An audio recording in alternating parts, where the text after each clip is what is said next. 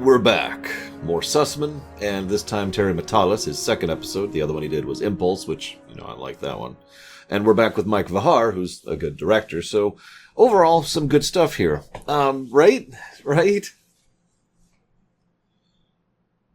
Can I talk for a second? Do you mind? I know you probably don't want to hear me talk. That's definitely not why you're on this channel watching this video right now. I like Enterprise. I do. I'm not sure I like it as much as Voyager. I don't know. But you remember how I kept talking about how, from memory, I liked Season 3 and Season 4? It had been quite a few years since I've watched it, but, I've rewatched Season 3 and 4 several times. And that's the oft-repeated statement, isn't it? Just skip Season 1 and 2. Just go straight to Season 3 and 4, right? Season 3 is when the show got good. Season 3 is when the show grew the beard, etc., etc. As recently as today, I saw someone in Discord actually gave the comment that every Star Trek show takes until its third season to get good, which, as I've pointed out before, and will point out in the future, I don't actually agree with that. Obviously, there is some, growing pains, but plenty of the Star Trek shows have been fine or, decent before that. And the Season 3 thing, that's really kind of a TNG thing, and even then it's not 100% true. I'm meandering a bit, but my point is, that's one of those common conceptions that, in my opinion, isn't 100% true. Now, I can name a bunch of common conceptions that have that exact same thing, but let me just keep it within Star Trek. The even number movies are good, the odd number movies suck. Thus, you can see how I disagree with that personally, and I know plenty of other people who do. The reason I bring all this up is because I was expecting walking into Season 3 for it to just be, yeah. It hasn't been. We're well over halfway through the season at this point. Now, we have just started the actual Season 3 arc. We just started it last episode, but effectively we are now on the roller coaster ride to the finale. And so obviously I can't really judge it yet, but I've been so surprised by the fact that the episodes have only been better than previous episodes. As in, like, one step up on the rung. You know what I mean? Oh, there's been some outliers, like Similitude was amazing, but for the most part, it's just been more Enterprise, just with the contiguous thread going through it. Now, don't mistake me. That does improve my enjoyment, plus to story, right? But I've been kind of hoping for Enterprise to be better. Better dialogue, better construction, better directing, better camera usage, just better episodes. And they've only been one step better, rather than substantially better, which is what I was kind of expecting. I'm actually quite curious how many of you have either a similar opinion or have been finding yourselves in a similar take as you've been going through the show with me. Or if you haven't, then obviously this is going to be a from memory thing. So while this is a good episode, it is merely better than your Enterprise standard. Let's talk about why. So first of all, we get Degra. Now, this is a great idea. Let's characterize our central villain. Remember, he's been portrayed as the big bad consistently, and for a good reason, by actually making it so that he is no longer the villain. By removing him from that chair and placing him in another chair, that of the enemy mine scenario with Archer, we now can get all sorts of characterization that we otherwise wouldn't get.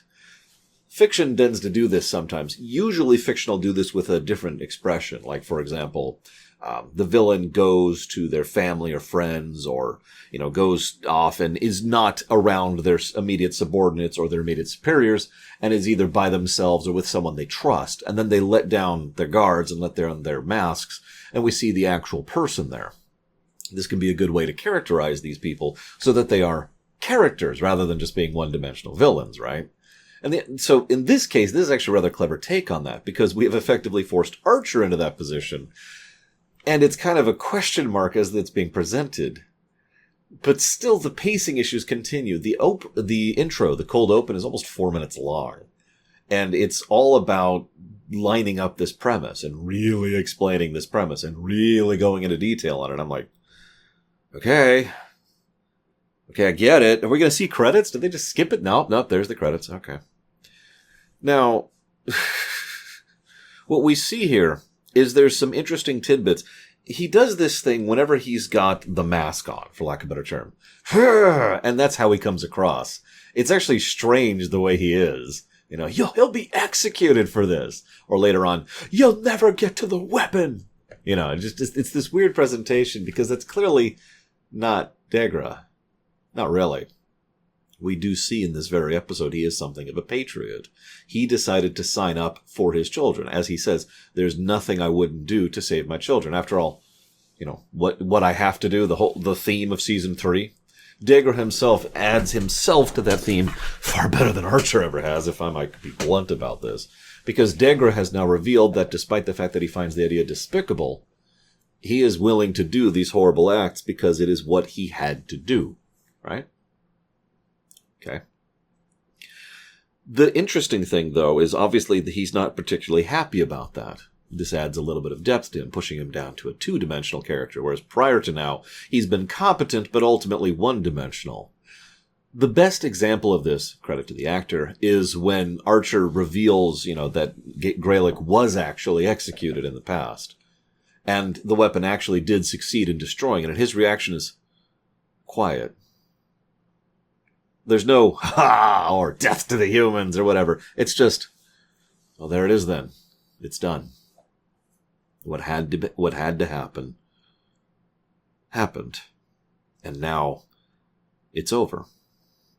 They work very hard to sell this. They actually do a really good job of it, which is funny because they apparently came up with this completely on the fly. In universe, I mean. For example, he volunteers his wife's name without actually being prompted, which is a good move. Obviously, we've got the shakings and the information of the shuttle, and the design of the shuttle. You know, they allow him to input the codes and stuff personal. I'll come back to that in a second. And, of course, the gas mask is my personal favorite. You're the one who's got a family here. And he gives him the gas mask. Or, you look like you could need this better than me. Oh my god, there's a bloodworm in you and we've got to pull that thing out. They do a lot of little things to sell this. Obvious things, too. But the little things are what really help, because they're probably what would help to convince me.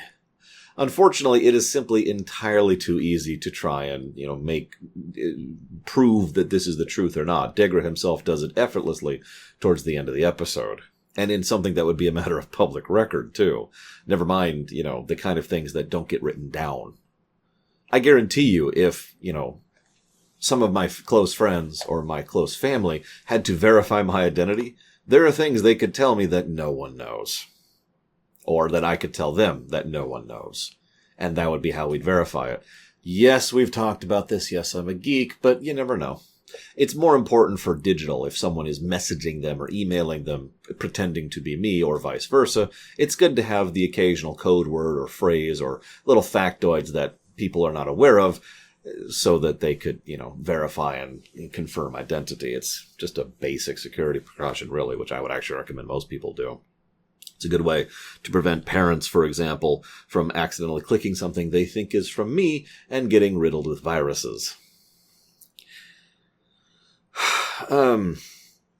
So, what we find out is that the council, this is hysterical, the council was a last-ditch effort by the Zindi people to grow together and find a new homeworld for the Zindi after we blew up the last one after a century of warfare.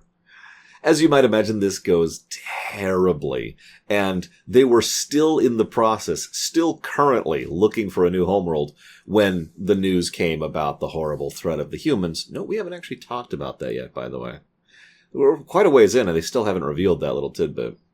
Anyway, so there's this horrible threat of the humans, and thus they are unified, kind of. After all, nothing unifies a people like an external threat. I do find that interesting, though, that the council, who, again, I continue to posit this theory of them effectively only being one nation, one particular political entity within the expanse and what's left of the Zindi people, decided nothing before they successfully failed, and then word came in and they decided to make the planet killer, because that's the best possible solution, is to make a planet killer, right? I mean, I've seen Star Wars. Anyways. So, this then leads us to about the 15-minute mark. This is when the episode starts to fall apart a little bit for me. We get back to that whole typical Enterprise thing I just mentioned, because they reveal the trick at the 15-minute mark. And what happens is they then spend 9 minutes on flashbacks leading up to how we got here. My opinion, this is 100% unnecessary. We have enough information with what we're staring at on the screen that if you just ejected the flashback entirely, nothing would be changed. and we would still be able to fully understand everything that's going on and comprehend, even if we started cutting away to the rest of the scenes to show the rest of the crew maintaining the facade. So, that sucks. In addition to the padding nature of it, though, it also diminishes it because remember all the praise I gave for Archer and the wonderful performance and the efforts that are going to convince him, and I found out that all that was thrown together kind of half-assed at the last minute, while under a time crunch, by the way, because there's a Zindi ship coming. So that diminishes it just a little bit. Nevertheless, this is awesome, and I do give them credit for this. If you remember, way back in Devil's Due over on TNG, I actually had a whole discussion about the kinds of magic tricks, for lack of a better way to put it, that you could accomplish with the tools you have on a starship. With just transporters and holograms and nothing else. Never mind all the other stuff you've got. You could do so much in order to try and convince someone of something if you planned it out in advance. If you sat and thought about how you could use those tools to deceive someone.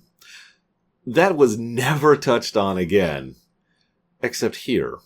This is, I mean, there's been a few tiny little tidbits here and there, but it's nice to actually see them using the tech and tools they have at their disposal to try and accomplish the same objective for much more important reasons and a much more personal approach, but still the same overall objective. Really convince someone of something that's alive so you can get something from them. That's awesome. And I love the way they do this. They've got the simulator. It's hooked up to the hydraulics. They've got the presentation on the windows. They've got all sorts of stuff. And of course, all the things that they're doing inside. And they've even got a subdermal communicator. That sounds like a really good idea. It's almost like that's so good of an idea. I can't believe that's standard Starfleet issue. Once again, we find out this thing that will be an amazing thing for people to use in all of Trek for the next several hundred years is something that's exclusive to the Makos and will never be mentioned again, because why would we use that again? That's nonsense. I know there's a couple of exceptions to that, but come on. Instead, we have this thing, which actually mine's kind of closer up here. Whoop, didn't mean to actually activate it. There we go. Stand down, base Delta Zero, stand down. All right, so... You notice they are lucking out again, by the way. That's another reason I feel this episode fails just a little bit. Don't mistake me. The heroes lucking into things is fine. It's when they luck into things and luck into things and luck into things and luck into things that I just kind of, I'm like, okay, do we have to? Maybe they could earn something rather than stumbling into it. Because they're just going back to scan for the weapon, and by total coincidence, Degra, the Degra, is right there while they happen to be there, not escorted. With no military ships and no capacity, and is effortlessly taken down by the Enterprise crew. That's a hell of a lucky break. Whatever. So, 9 minutes pass, and we have this. I did have one last thought here. Something appealed to me, or amused me, or however you want to put that, of the idea of a simulator designed to shake the ship on a Star Trek show. Anyways. So... This is cute because I thought I mentioned this earlier. He's like, let me go ahead and send out the codes. And Archer's like, go ahead. And leaves. So this is clever in its own way. This is a classic magic trick. Because the classic magic trick is to try and convince you to look at A when you're actually operating at B. Straight up misdirection. In this case, the misdirection is he's going to input these codes privately because obviously he doesn't trust Archer. Archer's like, yeah, sure, no problem. Because why wouldn't he be? Those codes are being punched into a simulator, which will punch them right back out to the people who are watching the simulator. So, yeah, sure. Do whatever you got to do. I'll turn around, And that is a classic magic trick. I will do everything. I'll close my eyes. I'll put the blindfold on. I'll go la la la la la. And they'll do everything to showcase that they are not going to cheat. They're not going to do X, in this case, watch in, because they don't need to, because the magic trick is unrelated to the thing that they are preventing themselves from interacting with. That's why they go to such lengths to show that, I'm not doing all this stuff, I'm over here, is because that doesn't matter for what they're actually accomplishing. So, this leads to, by the way, if I could digress really quick here, I've talked about this before. In fact, I believe I talked about this during the rumination on the Prestige. Magic tricks are only interesting to me in how they're done. I don't really want to be fooled. That's not the enjoyment for me. I know it is for some people. I don't want to dismiss that. But for me, it's how they do it that's interesting. And thus, if you do a magic trick and don't explain it, or explain how you did it, well, then that's kind of pointless, isn't it? And that's how I'm okay with the fact that they start to show the crew and how they present this illusion, present this trick throughout the course of the episode. Anyways. So, this then leads to the best scene for Degra and Archer. I would argue this is the beginning of Archer's character arc right here. Let's rewind a second. Archer has already done some unpleasant things. As recently as the second episode, if you're paying attention, Anomaly. Now, I already gave my thoughts on that multiple times, and I stand by that. I will do whatever it takes. Jack Bauer. But I think his actual character arc for Season 3 starts right here. Because this is Archer being forced to actually confront the reality of what he's doing, and still committing to doing it, but at the same time being sufficiently and legitimately bothered by it. What he is doing to Degra is wrong. Let's just go ahead and say that. It is morally wrong. They are putting extensive efforts into deceiving the enemy in order to get information from them. At a rather intimate level, I might add. You know, as if we used to be friends for the last 3 years, right? I bring that up because it helps to showcase how much Archer has investment in this and is bothered by it. Because this is the correct call. They need this information, and this is a way they can get it. You'll notice this was the backup plan. Originally, he was just, let's talk. I'll totally torture you if you don't tell me. Yeah, sure, whatever. Okay, we need some way to get him to talk. Surely we can come up with something, right? We have all this advanced tech, right? We can make something happen. And so they come up with the plan. The shame of it is they only come up with the one plan. I'll come up to that in just a minute. But this is still something that is correct, even if it is wrong. Now, why does this work? Because this has happened before. The correct but wrong thing has happened before. The reason this works is twofold. Number one, the moment of significance is a deep personal character scene, which none of the other scenes have actually managed, where this has come up in previous episodes. But the other reason is Archer's reaction to it.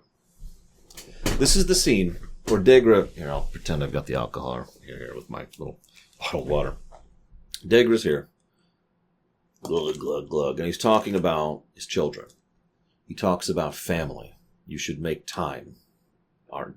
Jonathan, you should make the time to have a family, and you should try to, take care of the people. There's nothing I wouldn't do for my children. It's a great character scene for Degra.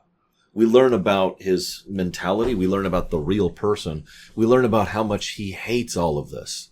He recites in an anguish is the wrong word, in a dead voice, what it was like watching the test hit Earth. Apparently they can get reception from Earth in the council chambers. That's damned impressive considering how distant that is and through the expanse field, but let's not get into that right now. He was watching that footage and was horrified to see 7 million people die in front of him. And again, considering his big shtick is children, that he was willing to do all of this for his kids, he cannot help but wonder how many of the people he just killed were children. Notice that he owns this, by the way. He doesn't try to dismiss it. He doesn't try to distance himself from it. He puts the weight of the weapon on himself. He actually acknowledges and embraces that ash on his shoulders. And it's clearly something that's just deadening him, for lack of a better way to put it. And this is probably the first time he's really been able to open up about this for some time. Possibly ever. He can't tell his wife and kids about this. And there's certainly no one in the military or no one in the council state that he would be able to talk to about this. So being able to open up about this is probably very liberating for him. And again, it's probably the first time. That's all awesome. Now cut to Archer. This is what really sells this, because this is a great scene. But what puts it into excellent is Archer is watching, and Bakula actually acts well. No offense to the man, as I've said before, but most of the time he's not that great. He's just kind of whatever. But here, you can see him, and he actually starts covering up his face so that Degra literally can't see him, because he cannot restrain his emotions from his features. He cannot hold back on the grimace or the glare or the, for lack of a better word, hate that is seeping out of his eyes as he listens to this. And he's trying so hard to contain himself, trying so hard to continue to be the sympathetic person who let go of all this years ago. But instead, in the moment, all Archer's thinking about is those 7 million who died less than a year ago. And how horrible, and how this man is singularly responsible for this. This is the beginning of Archer's arc, right here. So, we have a repeat of the previous thing. I need to put in the coordinates. Yeah, sure, you go ahead and put them in. So they repeat the magic trick I already mentioned earlier. And then the hydraulics are damaged by the radiation, and there's a flicker. This is when it kind of becomes obvious that really, if Degra had bothered, he probably could have sussed out the truth here much quicker. What are my children's names? Their names are blah and blah. Okay, which one's older? Pause. Knife. But, it's whatever. And then Degra goes back to, you'll never defeat us, because the mask is back on. He's got the party line back on there. What's really cute about this is he decides to be clever. He probably had some time to think about this. Oh, I knew it was a mistake the moment that you decided to go to Azadi Prime. That's a deuterium facility. No one would ever go there. Give me a break. That's clever. Because it's him trying to continue to conceal the existence and relevance of Azadi Prime. We know that that's not true. We know that he actually didn't figure it out until he saw the flicker on the window. But they aren't sure, so they have to do something to verify. This leads to the twofold thing. So they decide to go through the vortex, and the ship is damaged in flames. You will help us! Now, what's funny is this is actually a threefold deception. The first fold is the obvious one, the one that went through on the shuttle bay, or the simulator, rather. The second one is, you will help us to stabilize the subspace vortex, or you will die. And then they're like, no, we'll never help you. We'd rather die than sell out our people. Which goes as expected. But then they go to the bridge, and we've made it. It's time to take out the weapon. And then he freaks out. He's like, no, you'll never do it. And then they reveal the truth. This is an extremely common trick in fiction, particularly. If there's a reveal, some kind of twist you have in your story, one of the best ways you can hide it is have another twist. And thus, the other twist is the one that you have, that people are going to be like looking for and watching for. And then it happens. And then people are like, aha! Got it. And have foreshadowing for it, have build-up for it, whatever. For this to work, you effectively have to write two twists. The first twist happens, and what happens then is the audience lowers their guard, because the twist has happened. So they stop looking for twists. That's when the actual twist hits. Because now they're not expecting it. Now you have successfully managed to lower their guard enough in order to be able to actually hit them with the emotional and mental impact a twist is supposed to have. What they do is the same general concept, except in this case it's a deception and they're trying to deceive Mr. Degra. I've lost his name for a second there. So, in this case, the first twist is, you're gonna help us or else. But then the second twist is, since that failed, it's okay, we succeeded anyways. Now he's no longer looking for a deception, so he no longer tries to defend against a deception and acts appropriately. Thus he is deceived, and thus they manage to get the information necessary. And thus, we head off towards Azadi Prime. Not going to get there just yet, but we are on our way. I hope you have been enjoying, and I will see you next time.